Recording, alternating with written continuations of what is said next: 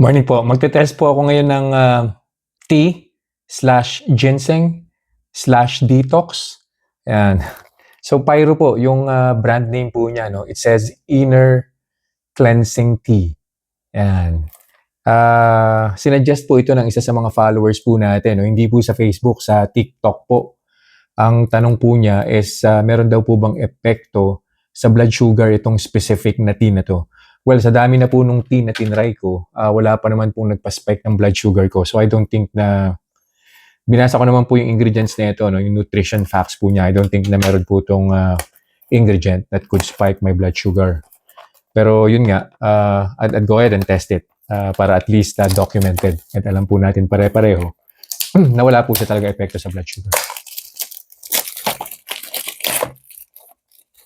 So, ganun din po. Straightforward na testing lang po ito. Lagay ko lang po siya sa hot water. Inumin ko po siya without any sweetener or kahit na anong ihahalo. And then, i-measure ko po siya via the Otay CGM. Ayan. Tapos, babalik po ako after 2 hours and we'll see kung ano po yung magiging trend po ng blood sugar ko. 12 tea bags po ito in 1 box. Ayan po yung itsura niya. Ay. Tapos yung tea bag po niya, parang yung ginseng tea rin po ito na ni-review ko. Like, I think a week ago or a couple of weeks ago, no? Ayan, parang fruity something din siya. Sana walang tamis.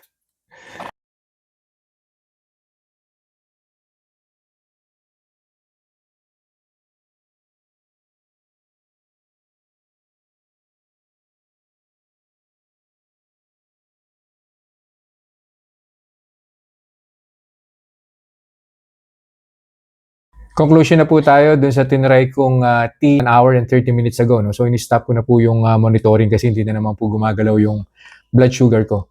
So, Pyro po yung brand name po niya. No? And I think nakalimutan kong sabihin, nandito po sa label niya na vegan po ito, non-GMO, meaning wala pong chemicals, wala pong preservatives, gluten-free, at saka no sugar added. Ayan. So, nag-start po yung blood sugar ko 92. After 1 hour, nag-94 po siya. Pero prior to reaching 94, nag-95 pa po siya. So, yun na rin po yung peak, yung 95. And then after 30 minutes, bumaba na po siya. Nag-88 na po yung blood sugar ko.